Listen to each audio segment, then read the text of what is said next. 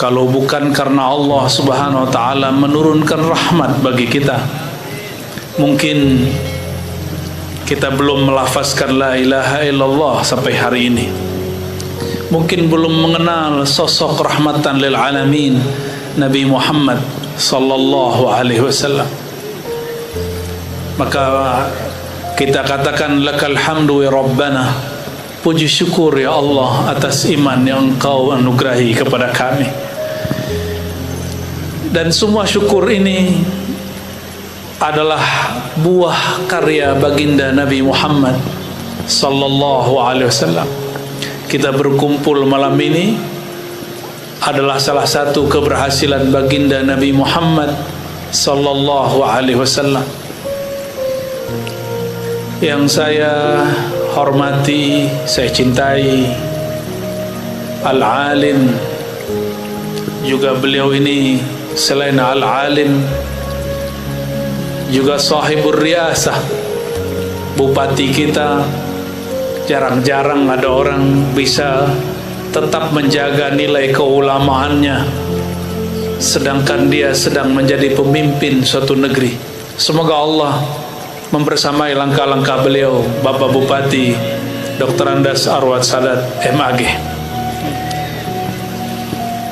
Biasanya kalau ada orang sudah jadi pejabat, sudah nggak sempat ngajar di majelis. Tapi saya dapat kabar dan langsung pun bertanya ke beliau, masih menjaga majelis. Mata Allah fi hayati, amin ya rabbal alamin. Begitu juga mitra-mitra beliau, Ketua DPRD, Dandim, Kapolres, semua yang berkarya mengabdi untuk negeri kita. Semoga Allah ilhami mereka al-amanah wal adalah, amanah dan keadilan, amin ya rabbal alamin. Wa khasul khusus syekhi, guru kami Kiai Haji Hasan Al-Basri. Tadi saya mengambil berkah sanad Sahih Muslim dari beliau, karena beliau langsung mengambil kepada Asy-Syaikh Kiai Haji Syansyuri Badawi, murid langsung daripada Hadratus Syekh Hashim Ash'ari, ya. Begitu juga Guru Abdul Hakim, ya. Dan semua para kiai, pimpinan pesantren, dan siapapun yang berkhidmat, apalagi yang hadir di depan saya. Kedinginan enggak? Ya, tadi ada anak-anak kecil menangis, ya, Masya Allah. Semoga si anak menjadi anak yang soleh-solehah, amin ya rabbal. Siapapun yang hadir, tiupan angin tanda keberkahan dari Allah SWT, amin ya rabbal alamin. Tiada angin mengenai wajah kita, tubuh kita, kecuali telah diatur oleh Allah Subhanahu wa ta'ala. Suatu kali ada seorang sahabat mengatakan angin sial. Lalu Nabi SAW menegurnya dan mengatakan, la tasubbur rih fa innahu ma'murah, fa innaha ma'murah. Di riwayat lain, fa innaha min nafasir rahman. Jangan kamu sial-sialkan kutuk angin yang berhembus. Jadi sebenarnya masuk angin ini kalau maksudnya mengutuk angin nggak boleh, ya. Kenapa? Karena angin itu min nafasir rahman, ma'murah. Dia hembusan Allah yang maha kasih dan merupakan tanda kasih sayang Allah Subhanahu wa ta'ala.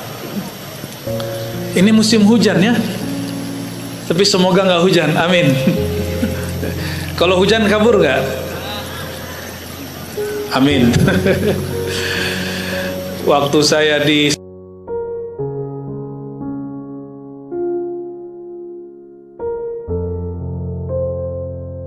salah satu tempat di Kalimantan,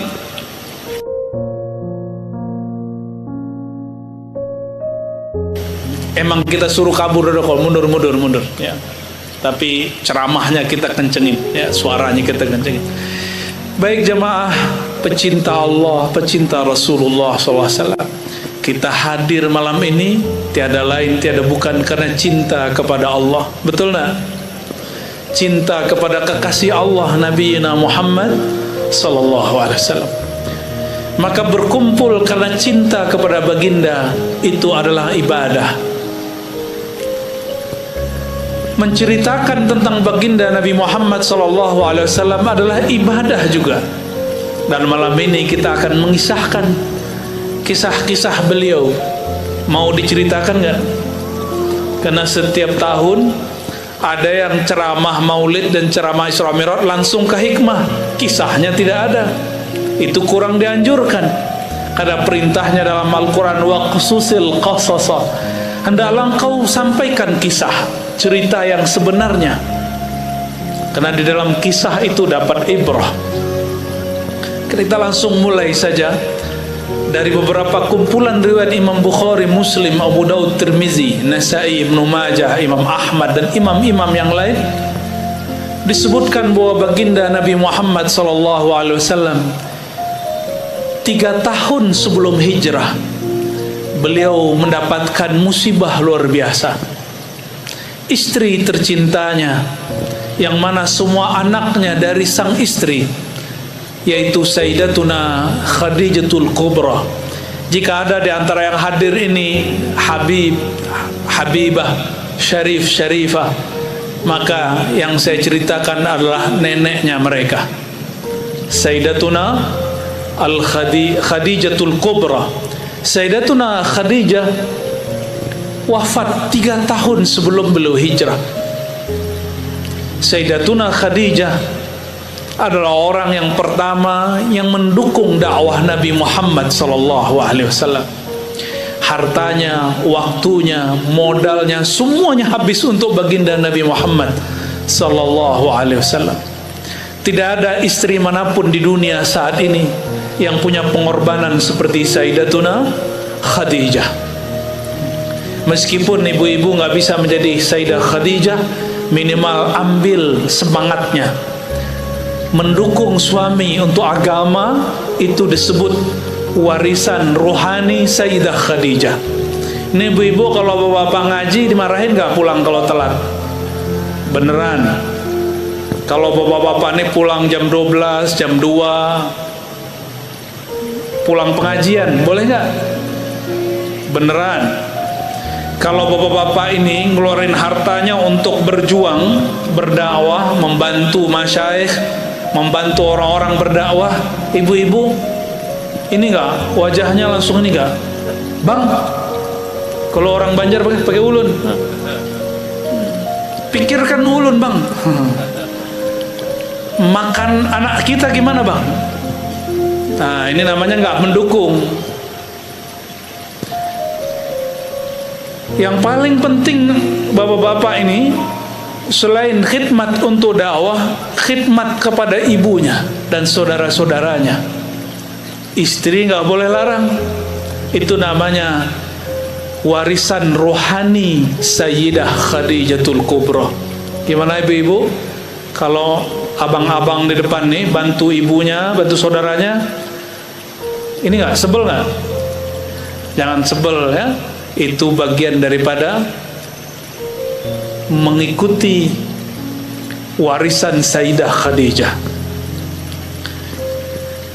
Tidak lama setelah itu meninggal juga Sayyidina Abu Talib. Ulama kita berbeda pendapat mengenai apakah beliau ini meninggal dalam keadaan iman atau kafir. Ya. Sampai hari ini tidak ada kata sepakat. Mereka sepakat untuk tidak sepakat.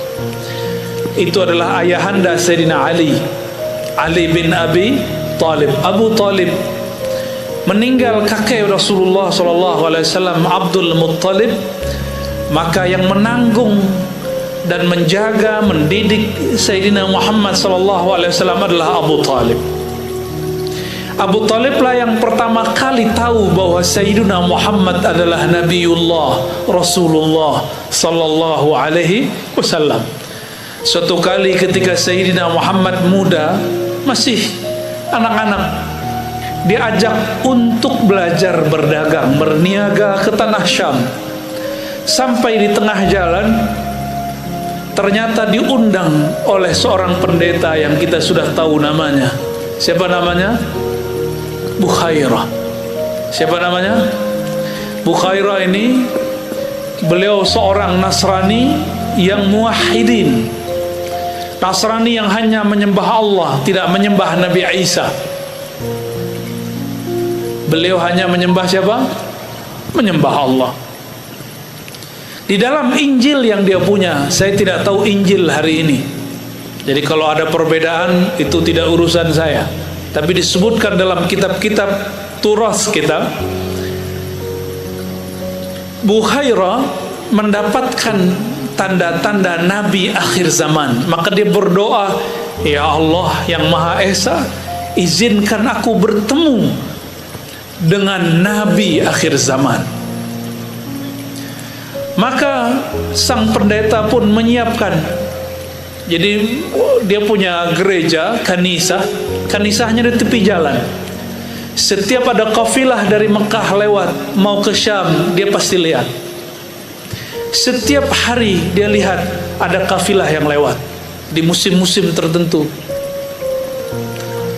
Bertahun-tahun, mulai dari wajahnya masih segar, rambutnya belum beruban, badannya masih kuat, Bukhairah memperhatikan siapa kafilah itu. Karena disebutkan di situ bahwa sang calon nabi berasal dari negeri yang baik, penuh berkah, banyak pohon kurmanya. Jadi dia sudah mulai tahu. Maka dia punya gereja antara Madinah dan negeri Syam. Sudah bertahun-tahun, kulit pun sudah mulai menua, rambut sudah mulai beruban. Di saat itulah beliau terkejut. Di ujung sana ada satu kafilah.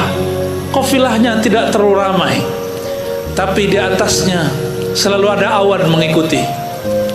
Ternyata Bukhairah membaca dalam kitab yang dia punya, Nabi akhir zaman selalu diikuti oleh awan, sehingga dia tidak punya bayang-bayang. Apa kata Bukhairah kepada semua murid-muridnya? Wahai murid-muridku, siapkan makanan terbaik, sambutlah sang Nabi. Tapi dia belum lihat, masih jauh. Kalau kita tinggal di padang pasir, kita akan bisa lihat orang dari jauh, dari ufuk selatan. Bergerak tambah dekat. Tiba-tiba tidak biasanya Bukhairah menyambut kafilah dari Arab. Diajaklah makan semuanya. Sebentar-sebentar dia keluar, dia lihat adakah awan di atas gereja. Ternyata tidak ada. Maka dia masuk lagi, dia tanya kepada Abu Talib, pemimpin kafilah, wahai Abu Talib, adakah orang yang belum engkau ajak makan bersama kami? Abu Talib mengatakan enggak ada. Kata Bukhairah, tidak mungkin, pasti ada. Lalu Abu Talib garuk-garuk kepala dan mengatakan, oh ya, itu ponakan saya, anak bawang. Disebut anak bawang, masih anak-anak belum balik.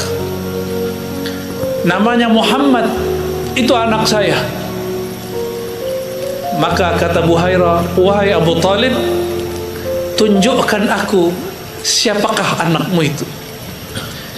Maka datanglah beliau bersama Abu Talib ke tempat Sayyidina Muhammad yang masih muda sallallahu alaihi wasallam. Apa yang terjadi?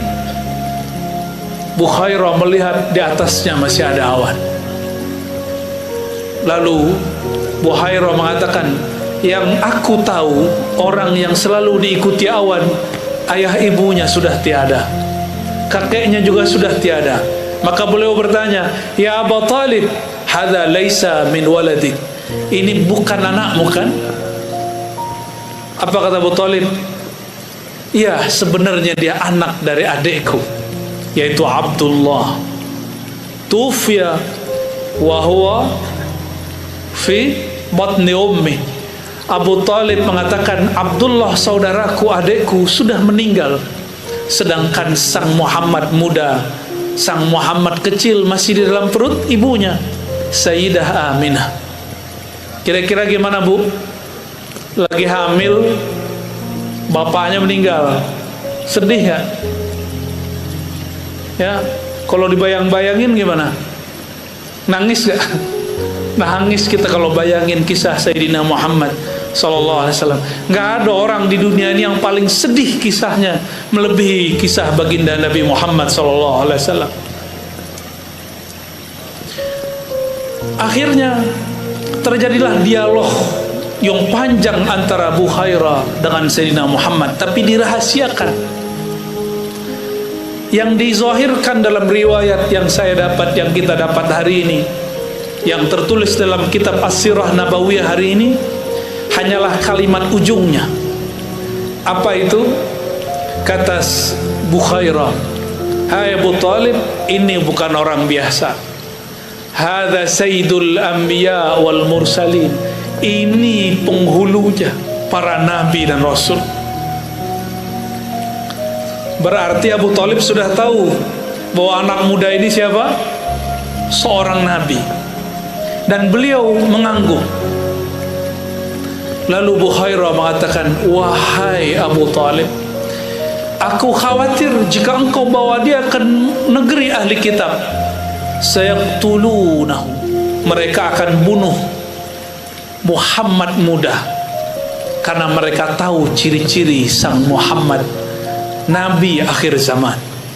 Lalu gimana? Pulangkan dia segera." Maka dipanggillah salah satu keluarga dari Abu Talib untuk menemani baginda Nabi Muhammad muda Sallallahu Alaihi Wasallam dipulangkan ke Mekah. Berarti Abu Talib sudah kenal siapa Nabi Yuna Muhammad Sallallahu Alaihi Wasallam, sudah kenal. Namun ada sedikit penghalang. Dalam Sahih Bukhari disebutkan bahwa Abu Talib saat sakaratul maut didatangi oleh Sayyidina Muhammad Sallallahu Alaihi Wasallam yang sudah menjadi nabi yang dikenal oleh orang-orang. Kenabiannya sudah dibuka. Apa kata beliau? "Ya ammi, qul la ilaha illallah." Wahai pamanku, bacalah la ilaha illallah sehingga menjadi hujjah antara aku dan Rabbku. Dia baru mau menjawab, lisannya mau bergerak, tiba-tiba dipotong oleh Abu Sufyan, dipotong oleh yang lain-lain. Akhirnya beliau tidak sempat berkalam lalu meninggal naza. Wallahu a'lam bagaimana wafatnya Abu Talib. Apakah dia wafat dalam iman atau dia wafat dalam keadaan syak? Wallahu a'lam bis-shawab. Kita berdoa semoga sebelum wafat ada yang membimbing baca la ilaha illallah Muhammad Rasulullah.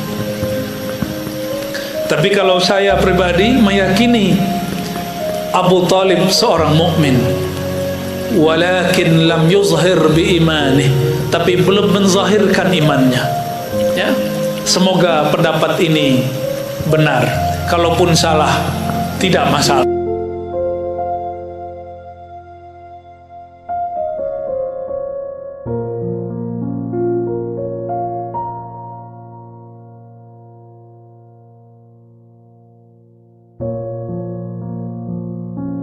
Ya.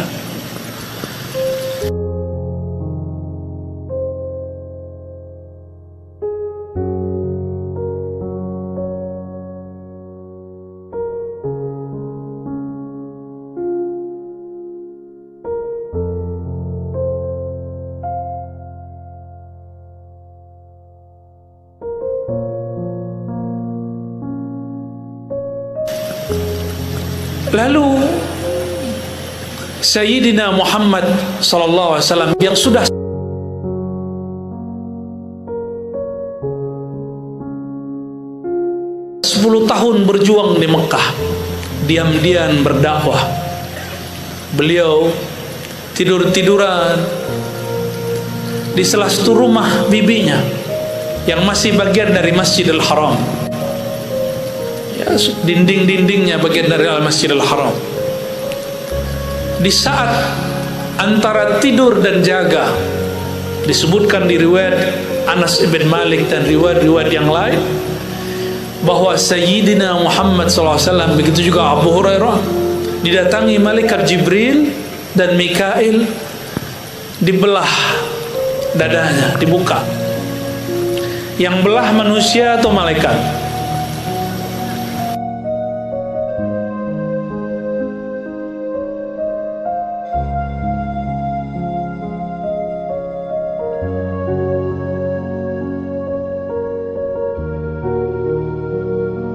Nabi Muhammad sallallahu alaihi wasallam. Diambillah jantungnya, dibersihkan. Waktu kecil Nabi Muhammad sallallahu alaihi wasallam juga dibersihkan kalbunya. Waktu kecil ada 2 bintik hitam dibersihkan. Sedangkan ketika beliau malam yang barusan saya ceritakan, tidak diceritakan ada bintik hitam. Dibersihkan saja. Jika ada kaca dibersihkan, dia mengkilap. Kalau dia sudah bersih, dibersihkan lagi, dia tambah mengkilap. Akhirnya dituangkan ke dalam kalbunya ma'ul hikmah, ma'ul iman, air anugerah, yaitu air iman. Itulah yang membuat kuat baginda Nabi Muhammad SAW. Jantung itu kalau kuat, tubuh kita kuat. Idza salahat salahal jasadu kullu. Apabila kalbu, jantung itu kuat, semuanya kuat. Akhirnya dibawalah yang bernama Buraq. Pernah dengar nama Buraq? Bukan nama pesawat. Buraq itu bahasa Arab dari kata barq. Yakadul barqu. Apa arti barq? Kilat. Kilat itu lebih cepat daripada bunyi petir, bunyi apa kalau orang sini nyebutnya? Bunyi kalau ada petir terus suaranya itu namanya apa? Geledek, gluduk, gitulah ya. Itu suara, dia bergerak 1 detik, 2 detik, 3 detik baru sampai di telinga. Tapi cahayanya lebih dahulu. Maka Buraq itu kecepatannya melebihi cahaya petir itu. Di mana matanya jatuh, disitulah kakinya mendarat. Di saat baginda Nabi Muhammad SAW naik, itu Buraq bisa diajak ngobrol. Itu kendaraan semua nabi-nabi, 124.000 nabi, sebagian besar mereka pernah mengendarai Buraq ini. Maka dia biasa aja, biasa seperti mempunyai penumpang orang biasa. Akhirnya ditegur oleh Sayyidina Jibril, "Hei Buraq, ma rakibaka afdal min hadzal khalq." Tidak ada sepanjang engkau bertugas. Jadi Buraq ini punya tugas. Ada time flightnya dia. Jam terbangnya ada dia. Yang boleh mengendarainya cuma Nabi dan Rasul. Nggak Nabi, nggak Rasul, nggak boleh naik. Itu kendaraan pesawat alam semesta paling canggih. Belum ada lawannya sampai hari ini. Hatta Amerika, Israel belum bisa lawan. Ya. Adakah mereka punya kendaraan sejauh mata memandang sampai di situ? Kan belum ada. Baru ada di film kartun ya. Akhirnya sang Buraq yang tadinya lengah, dia menggunakan gemeteran. Itulah pertama kali Buraq berkeringat. Buraq bisa berkeringat. Berarti Buraq ini makhluk hidup. Wallahu alam seperti apa hakikatnya. Lebih besar daripada keledai, lebih rendah daripada bighal ataupun khail, kuda. Wallahu alam, gak usah kita bayang-bayangkan. Tapi itulah pertama kali dia menggigil. Ternyata yang sedang mengendarainya adalah seorang penghulu alam semesta. Ini terjadi seperti baginda Nabi Muhammad SAW naik ke Gunung Uhud. Gunung Uhud bergetar. Kalau tadi saya naik mobil Pak Bupati nggak ada bergetar. Yang bergetar pas cuma hidup. Itu bukan karena saya duduk, karena dia lagi di starter ya. Kenapa? Bukan Nabi Muhammad sallallahu alaihi wasallam. Mau naik mobil Pak Bupati nggak? Pak, kalau itu antum bergetar karena grogi ya. Terbanglah si Buraq. Pertama dia sampai, dia turun di satu tempat yang dimana dikuburkan Sayyidina Musa alaihissalam. Nabi Musa ini nabinya Bani siapa? Bani Israel. Apa kata Sayyidina Muhammad SAW? Famarartu biqabri Musa faiza huwa qaimun yusalli fi qabri. Nih perhatiin, orang wali-wali Allah, nabi-nabi Allah bukan tidur di alam kubur, mereka beraktivitas di alam kubur. Hadis Sahih Bukhari, hadis Sahih Muslim, dan hadis-hadis lain menyebutkan dengan lafaz yang berbeda. Saya pakai salah satu lafaznya.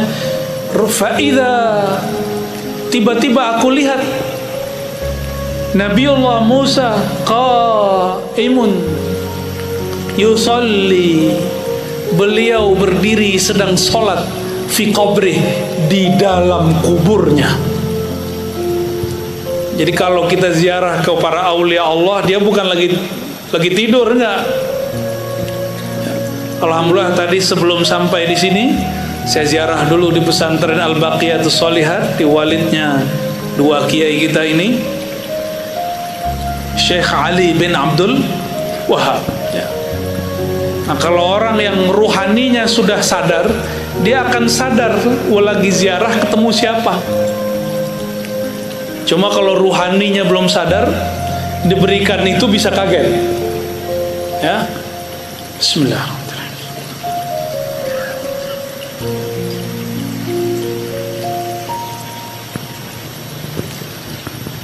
Kira-kira saya mau tanya Bapak Ibu jamaah yang bukan Allah, setelah wafat, setelah meninggal, sholat cari apa? Cari pahala. Itu sholat apa itu? Nabi sudah dijamin oleh Allah, kok masih sholat di dalam kubur? Maka sholat itu ada dua jenis. Pertama namanya sholat taklif. Coba dihafalin, sholat apa namanya? Taklif. Kallafa yukallifu taklifan. Sholat taklif, tugas, beban, kewajiban. Sholat 5 waktu itu disebut taklif. Makanya sebagian dari kita masih merasa sholat subuh itu beban. Benar ya? Capek-capek siang hari sholat 4 rakaat zuhur, capek-capek udah mau pulang kerja sholat 4 rakaat, masih ada rasa malas walaupun sedikit terbersih, karena disebut taklif. Apa arti taklif? Tugas dan beban. Apa artinya? Tugas dan beban. Kalau tugas beban, betul rasa dibebani. Makanya ulama kita mengatakan, diriwayatkan dari Sayyidina Umar, mutu qabla an tamutu. Ini bukan hadis Nabi, kalam Sayyidina Umar, matikan dirimu sebelum mati. Sayyidina Musa masih sholat di alam kuburnya, padahal dia sudah wafat secara fisik. Lalu sholat apa itu? Itulah sholat setelah mati. Kalau sholat setelah wafat disebut dengan sholat ta'rif. Apa arti sholat ta'rif? Sholat ingin mendapatkan ma'rifat kepada Allah Subhanahu wa ta'ala. Kalau kita sholat kan masih karena pengen ini, pengen itu. Ada yang baru pulang umroh, nyampe depan Ka'bah minta rezeki, ya boleh sih, cuma eman-eman. Kalau nyampe depan Ka'bah, itu tempat dulu Nabi Ibrahim, Nabi Ismail sampai Nabi Muhammad SAW dulu tawaf. Seharusnya minta kedekatan kepada Allah Subhanahu wa ta'ala. Orang kalau sudah dekat kepada Allah yang maha berrezeki, terbersit sedikit rezeki datang, insya. Cuma karena kita ini masih jauh dari Allah, sama Allah itu suka pakai transaksi. Ya Allah, saya sedekah sekalian, balas dong 10. Ya Allah, saya sholawat sekian, nanti beliin dong mobil. Masih begitu. Nggak ada yang sholawatnya tulus kecuali sedikit. Jadi kita sama Allah ini masih hitung-hitungan, sedangkan Allah memberi, kita tidak pernah hitung-hitungan. Ada yang pernah kena COVID kemarin pakai oksigen, tabung oksigen. Satu tabung itu berapa harganya? Mahal sekali ketika orang semuanya kena. Hampir semua kena, cuma 1-2 yang nggak kena. Itu banyak orang yang sudah menghembuskan nafas terakhir karena tidak ada tabung oksigen. Mahal. Sekarang malam ini, sadar tidak sadar kita sedang menghirup oksigen itu dengan gratis. Dan Allah tidak pernah minta dibayar. Allah nggak pernah minta bayaran, tapi kita kalau beramal selalu minta dibayar. Makanya belum dekat-dekat kepada Allah, karena hubungan dengan Allah, hubungan transaksi. Coba kalau sama temen hitung-hitungan, mau dekat nggak sama dia? 5.000 aja dihitung, mau dekat nggak sama dia? Sulit dekat sama orang begitu. Tapi kata orang Jawa, orang Padang begitu, orang kampung saya katanya. Benar Pak Bupati? Ya. Enggak lah ya, itu cuma image aja. Sama kata orang Batak itu keras. Enggak, saya ketemu orang Batak lembut-lembut ada. Orang Jawa itu apa? Kalau Jawa pembunuh berdarah dingin. Oh, enggak juga. Ketemu juga tuh Jawa-Jawa yang kalau ngomong depan keras ada juga ya. Enggak, itu cuma image aja yang dibuat masyarakat. Enggak enak. Temenan sama orang hitung-hitungan tuh enggak enak. Allah itu nggak suka dengan hamba yang hitung-hitungan sama dia. Maka kalau zikir nggak usah kemudian ngarep-ngarepin sesuatu, udah zikir aja, ya. Mencari perhatian Allah Subhanahu Wa Taala.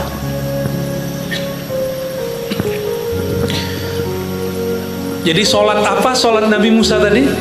Taklif atau ta'rif? Taklif merasa beban cari pahala, transaksional. Ta'rif mencari kedekatan ma'rifat kepada Allah Subhanahu wa Ta'ala. Saya tadi dapat kabar dari Pak Bupati, kalau guru-guru di pesantren gajinya mulai dari 200.000, paling tinggi 800.000. Saya garuk-garuk kepala karena 10 tahun lalu saya ngajar di pesantren, gaji saya sudah 2,5 sampai 3 juta. Pesantren mahasiswa.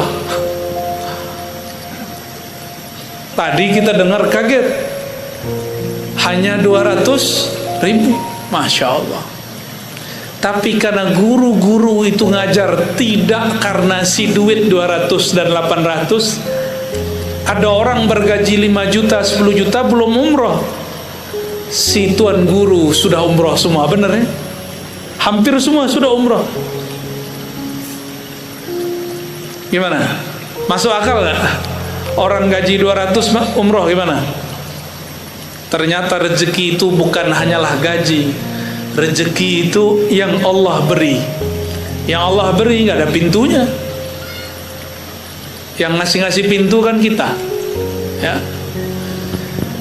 Jadi mulai malam ini kita belajar kepada Sayyidina Musa, sholatlah untuk mendekat mencari perhatian Allah, bukan lagi bertransaksi mencari pahala saja, tapi lebih tinggi daripada itu. Lalu Sayyidina Muhammad SAW mengatakan, kata beliau sedang bercerita kepada para sahabat, seandainya aku sekarang di daerah itu, aku akan tunjukkan di mana kuburan Nabi Musa itu. Alhamdulillah kami pernah ke Israel, ke Palestina, dan ke masjid dan kuburan Nabi Musa. Cuma saya nggak yakin itu kuburannya. Mungkin itu nampak tilasnya atau apapun, wallahu a'lam bishawab. Setelah itu Sayyidina Muhammad SAW sampai di depan Al-Masjid Al-Aqsa. Ya, semoga nanti di antara kita ada yang diizinkan juga ke sana. Amin Rabbal Alamin. Cuma rumit sekali. Indonesia dan Israel tidak punya kerjasama. Jadi kita ke sana mau ke Palestina, bayar visanya ke Israel. Maka Bapak Ibu, mohon maaf, kalau kita kumpulkan uang di sini kirim barang ke Palestina, itu tertahan di Israel. Jadi kalau mengumpulkan dana untuk membantu kawan-kawan saudara kita di Palestina, saran saya lewat pemerintah. Aman, masuk. Insya Allah. Sampai di Al-Masjid Al-Aqsa. Al-Masjid Al-Aqsa, Aqsa artinya jauh, masjid yang jauh dari Mekah, itu artinya Aqsa. Sampai di Aqsa, Sayyidina Muhammad SAW memarkir itu buruk, yurbituhu kama rabitahul anbiya. Nabi SAW mengikatkannya di tempat di mana dulu para nabi mengikat talinya. Ketika masuk ke dalam masjid, ternyata sudah ada 124.000 arwah para anbiya dan mursalin, para nabi dan para rasul. Itu para nabi yang termasuk Nabi Musa tadi, itu ada di sana. Secepat kilat, karena ruh itu tidak punya tubuh begini lagi, kecepatannya melebihi kecepatan cahaya. Jadi ruh itu lebih cepat daripada cahaya. Akhirnya Sayyidina Muhammad SAW diperintahkan untuk jadi imam. Coba bayangin Bapak Ibu, Nabi Muhammad SAW jadi imam, makmumnya sudah wafat, makmunnya sudah meninggal. Itu gimana tuh? Percaya nggak? Nabi Muhammad SAW jadi imam, makmumnya siapa? Orang yang sudah wafat. Itu dihidupkan sejenak.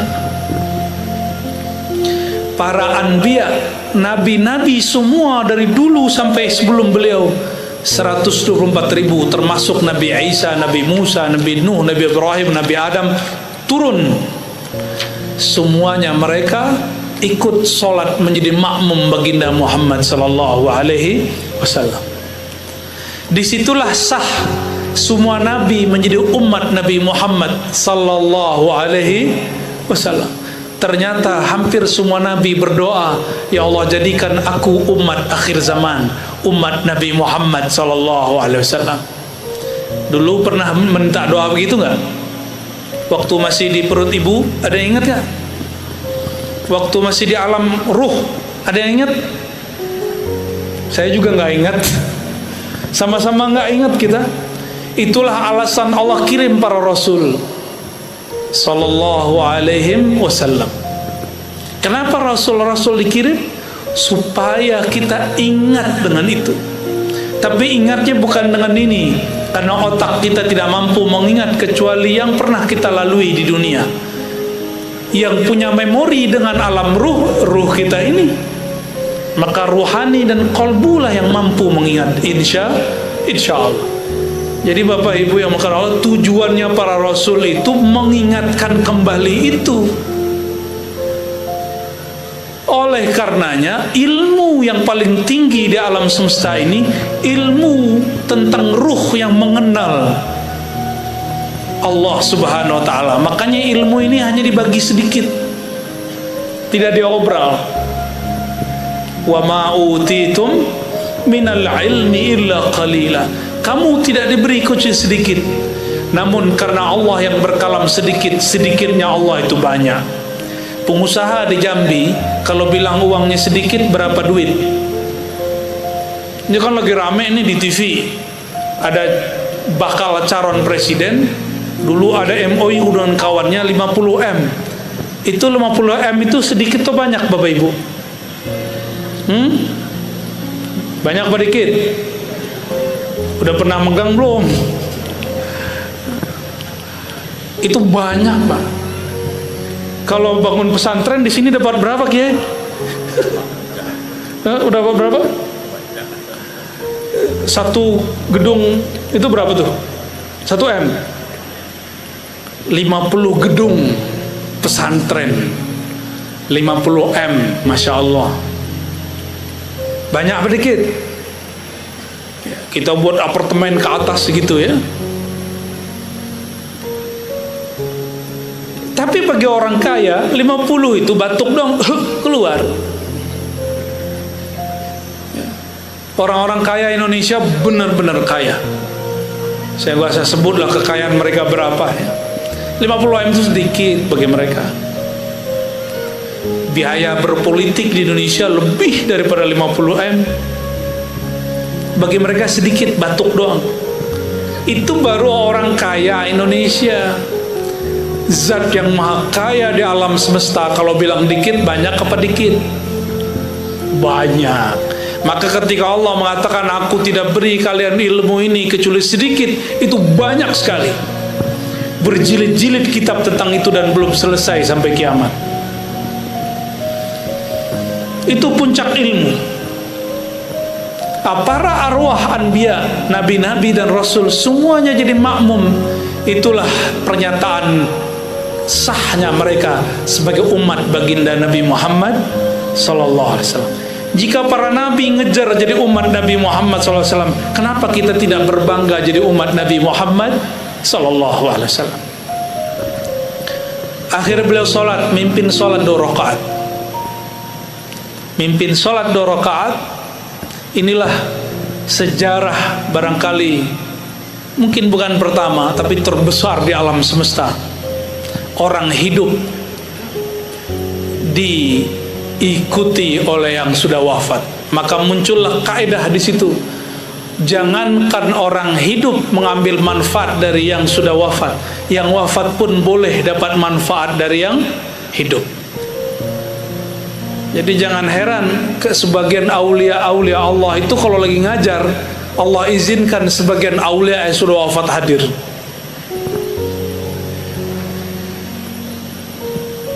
Pendek cerita, karena kalau bahas-bahas tentang begini agak mengerikan nanti ya, takut jadi horor. Lalu beliau naiklah ke langit. Ternyata dari bumi ke langit ini disebut dengan bainas samawati wal ard. Apa sebutannya? Bainas samawati wal ard, negeri antara. Disebut dengan alam bainiyah. Itu jauh sekali tuh, sampai ke atas. Jauhnya bukan main.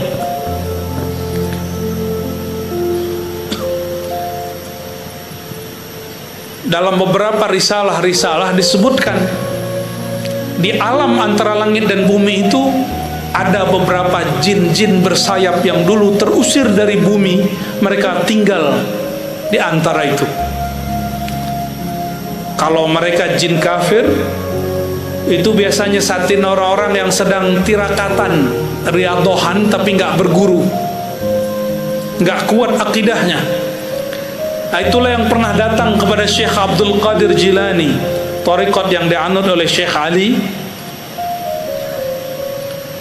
Datang kepada Syekh Abdul Qadir Jilani, cahaya yang berlipat-lipat, lalu mengatakan, ya Abdul Qadir Jilani, anta abdi wa ana rabbuk. Wahai Abdul Qadir, akulah Tuhanmu, engkau hambaku. Mirip-mirip seperti dialog Nabi Musa. Ana rabbuka, kan ada tuh dialog begitu. Ternyata setelah itu sang cahaya berkalam, mulai detik ini aku halalkan semua yang haram bagimu. Langsung Syekh Abdul Qadir Jilani sadar, hei yang menyamar jadi Tuhan, hei iblis laknatullah, pergilah engkau. Sebelum si cahaya palsu pergi, dia tanya, Abdul Qadir, dari mana engkau tahu aku ini iblis? Apa jawaban Syekh Abdul Qadir? Aku tahu engkau iblis karena engkau berkalam di akhir. Semenjak saat ini, setelah engkau menjadi wali Allah, syariat diangkat darimu tidaklah berlaku. Semua yang haram halal bagimu. Saat itulah aku tahu engkau adalah iblis. Nah, hati-hati. Orang belajar hakikat biasanya sampai kepada godaan ini. Ini hati-hati Bapak Ibu. Siapapun mengajarkan ilmu hakikat lalu mengatakan tidak usah sholat lagi, Allah sudah ada di dalam diri, itu iblis itu. Ya, tidak usah lagi begini, tidak usah lagi, syariat sudah nggak berlaku. Kenapa? Sayalah sang Muhammad, di dalam diri saya ada Rasul Muhammad. Kan ada juga yang ngaji begitu. Ya, ini bahaya. itu iblis yang masuk. Guru hakikatnya bukan Syekh Abdul Qadir Jilani, tapi siapa? Al-Iblisi, Al-Azazili. Wah, itu nama tarekatnya tuh. Keren ya nama tarekatnya. Apa nama tarekatnya? Tarekat Azaziliyah. Itu nama asli daripada iblis. Nauzubillah min dzalik. Dan dia sampai sekarang tidak berhenti bekerja. Iblis itu panjang nggak umurnya, Bapak Ibu? Panjang, bener? Saya mau tanya, kalau ada nabi yang dipanjangkan umurnya, percaya nggak? Siapa nabi yang dipanjangkan umurnya oleh Allah? Nabi Khidir, percaya nggak? Ya, dulu Imam Ibn Athillah berjidal dengan orang semasanya, berdebat. Apa kata orang di masanya? Masa Nabi Khidir hidup, udah mati kali ya. Likulli ummatin ajal, setiap umat ada ajalnya. Apa jawaban Imam Ibn Athillah pengarang hikam? Wahai Tuan Syekh, menurut kamu iblis itu kekal atau tidak? Apa jawabannya? Iya.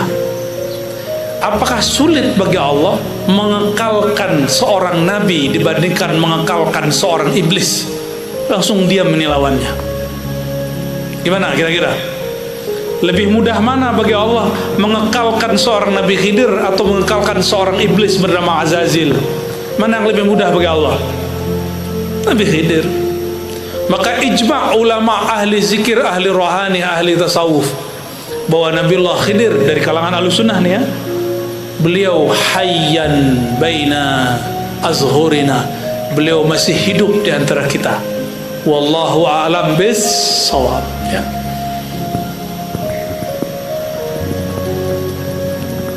Lalu naiklah beliau sampai di langit pertama. Itu langit, coba udah lihat langit belum? Udah lihat? Ada pintunya nggak? Nggak lihat ya? Saya juga nggak lihat. Tapi kalau dikasih lihat bisa. Dulu ada seorang filosof di zaman pra Yunani namanya Pythagoras yang menjadi teori kalau kita lagi mencari jumlah luas daripada segitiga sama sisi ya. Pythagoras ini ternyata murid dari Sayyidina Sulaiman alaihissalam. Ada ditulis dalam kitab Syahrastani, kitab Al-Milal wan Nihal, atau terhubunglah minimal dengan Sayyidina Sulaiman. Pythagoras itu nggak makan hewan, nggak makan kacang. Hampir setiap hari puasa. Beliau kalau lagi zikir bisa dengar bulan zikir. Kalau ada komet lewat dia dengar subhanallah. Itu komet baca subhanallah dia tahu. Mars zikirnya apa, itu beda dengan bulan. Venus zikirnya apa dia dengar. Mungkin juga dia seorang nabi, wallahu a'lam ya. Kita nggak tahu apakah beliau nabi atau tidak. Yang pasti beliau seorang filosof. Nah, ketika Sayyidina Muhammad SAW naik, itu beliau tidak hanya mendengar, lebih daripada mendengar, beliau lihat pintunya. Ternyata di langit itu ada pintunya. Jadi kalau ada orang merasa naik ke langit tapi nggak lewat pintu ini, kita curiga mungkin itu langit-langitan. Kata penjaga langit khazinus sama, man anta? Yang ditanya Sayyidina Jibril. Nabi Muhammad penumpang nggak ditanya. Jadi penumpang nggak ditanya karena pejabatnya Nabi Muhammad SAW. Yang ditanya Sayyidina Jibril. Sayyidina Jibril belum dicipta apa-apa, baru dicipta langit dan bumi. Itu Sayyidina Jibril udah sering turun di langit bumi, sudah sering lewat pintu itu. Udah berapa ribu tahun lamanya dia bolak-balik, masih ditanya. Makanya Bapak Ibu ini kalau ada yang pejabat, orang kaya ditanya sama security, ditanya sama orang-orang di meja tempat terima tamu, jangan ketus ya. Ingat kisah Sayyidina Jibril. Beliau biasa aja, mana anta? Baru udah sering. Apa kata beliau? Ana Jibril, saya Jibril. Itu belakangmu siapa? Oh, belakang saya Muhammad. Muhammadnya mana? Muhammad banyak. Oh, ternyata di langit tahu bahwa Muhammad itu banyak. Ini yang hadir ini nggak tahu nih berapa banyak orang Muhammad namanya nih. Panggilannya lucu-lucu, ada Mamat. Ya, iya benar, Ahmad ya. Sama di Turki itu Muhammad dipanggil Mehmet. Mehmet itu bukan penghinaan, itu bahasa mereka, lahjat mereka. Apa kata Sayyidina Jibril? Itu Muhammad wa qad bu'itsa ilaih. Itu Muhammad yang dapat tugas kerasulan, kenabian. Akhirnya dibuka pintu langit. Pas dibuka pintu langit, ketemulah manusia modern pertama di alam semesta, Sayyidina Adam alaihis salam. Berarti sebelum Nabi Adam sudah ada manusia. Nah, di kampungnya Pak Bupati Banjar, termasuknya kampung Kiai Abdul Hakim, Kiai Hasan Basri, di mana Kiai di Barabai, ya, di Barabai, di Banjar itu ada tambang batu bara, bener, masih ada. Batu baranya berumur lebih daripada 10 juta tahun yang lalu. Itu batu bara tercipta dari apa? Fosil apa? Pohon, hewan. Ini kan kalau hewan biasanya jadi minyak. Itu pohon. Pohon yang ada berjuta-juta tahun yang lalu, itulah jadi batu bara. Di Jambi nggak ada, Pak Bupati, nggak ada, ya. Berarti tanahnya Jambi ini tanah muda ini ya. Tanahnya Kalimantan itu tanah tua. Apa maksud saya menyampaikan ini? Nabi Adam itu belum sampai 7.000 tahun. Dari beliau sampai sekarang belum sampai 7.000 tahun. Sebelum itu kira-kira siapa? Nah, itulah disebut makhluk pra-Adam. Apa sebutannya? Kalau dalam kitab buku sejarah disebut manusia pra-sejarah. Itu istilah aja. Kita menyebutnya manusia pra-Adam. Kita ini manusia anak Nabi Adam. Ada yang bukan keturunan Nabi Adam, ini bukan? Mukanya mungkin aneh banget ya. Sayyidina Adam ditemui, disambutlah Nabi Muhammad SAW di langit. Kata perawi hadis ini, baginda Nabi Muhammad SAW lihat Nabi Adam, lihat ke kanan senyum, lihat ke kiri nangis. Ditanya oleh baginda Nabi Muhammad SAW, wahai ayahanda, kenapa engkau menangis dan engkau tertawa? Apa gerangan? Apa jawaban beliau? Jika aku melihat ke kanan, aku melihat umatku sedang taat. Jika aku melihat ke kiri, aku melihat umatku sedang maksiat. Maka aku menangis, sedangkan kanan aku senyum. Saudara-saudariku makan Allah, mau bikin orang tua kita nangis? Sedih? Kita punya ayah nih, ibu, mau bikin mereka nangis? Jangan. Maka jangan buat maksiat dengan sengaja ya. Jika sudah berlalu, kita bertobat kepada Allah SWT. Nggak ada kita yang terlepas dari maksiat, termasuk al-fakir, tidak ada ya. Mulai dari mata, telinga, semuanya ada maksiat. Kita minta ampun kepada Allah SWT. Lalu beliau naik ke langit kedua. Pendek cerita, setelah ditanya-tanya, jadi ada imigrasi langit loh ya. Gak sembarangan orang naik-naik ke langit. Oh ya, Guru Abdul Hakim ada cerita barusan, ke negeri jiran masuk office. Ya, itu baru di dunia loh. Baru di dunia, alhamdulillah masuk. Di sana juga sama. Maka dari bumi sampai ke langit sana, sekarang banyak rohani yang sedang antri ingin naik ke langit ke-1. Karena kalau dia naik berarti dia kekasih Allah. Kalau dia nggak naik berarti dia kekasih syaitan. Nanti halu namanya. Halu. Naik ke langit kedua, bertemu Sayyidina Isa dan Sayyidina Yahya.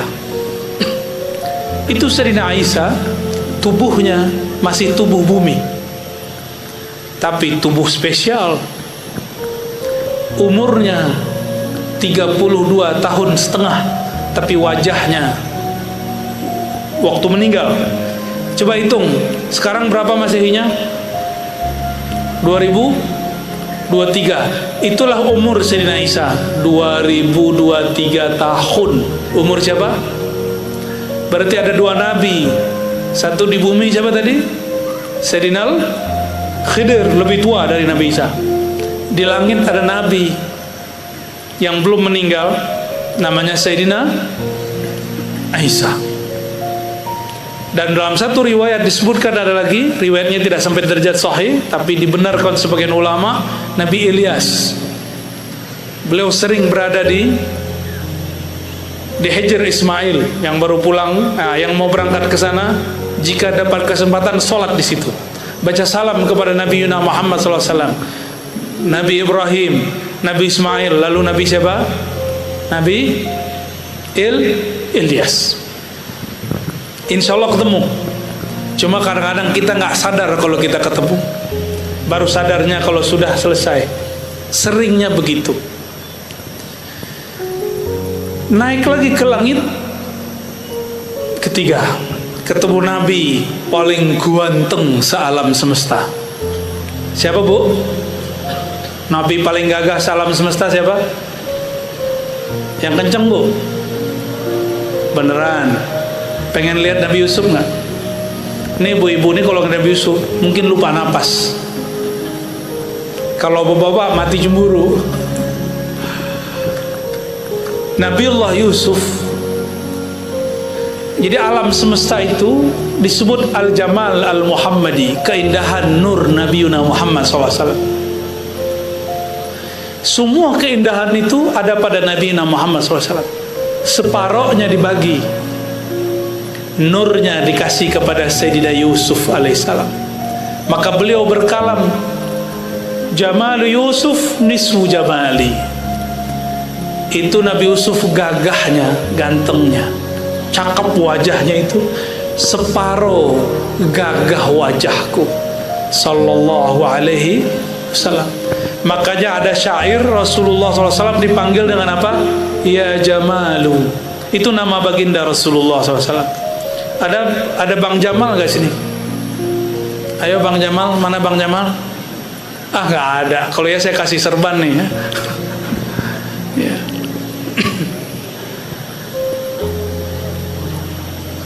Apa kata beliau? Jamalu Yusuf. Coba ikuti. Jamalu Yusuf nisfu jamali. Tunjuknya ke wajah saya ya. Gagahnya Nabi Yusuf, tampannya Nabi Yusuf itu baru separuh tampannya baginda Nabi Muhammad sallallahu alaihi wasallam. Beberapa masyayikh saya menjelaskan keindahan alam semesta itu keindahan nur Nabi Muhammad SAW.